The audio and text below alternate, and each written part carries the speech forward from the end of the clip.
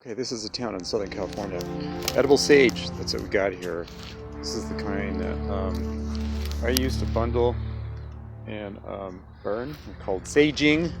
You sage a house or whatever, or just the smell to decontaminate your house. Anyway, it's getting rarer and rarer.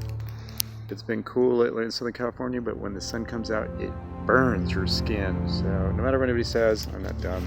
We're definitely going through climate cycle, whatever the reason would be. Personally, I'm of the opinion that all these concrete jungles that they're building everywhere retain heat. It's heating everything up in the cities. So the cities keep getting hotter and hotter and hotter and hotter. More and more concrete, fewer and fewer trees. Sage likes it kind of cool nights. Likes to grow on the side of mountains. This type of sage, there's many types of sage.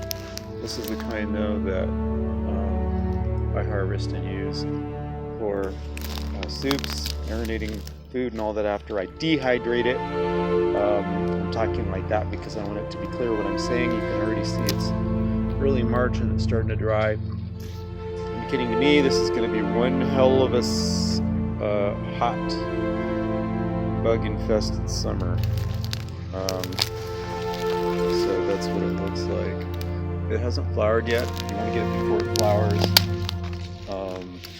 I mean, if you're just going to burn it, you can get it anytime, but the food, get it right now when it's potent. I'm a little bit late looking at it. I'm about 2 weeks late, even though it's been raining a lot.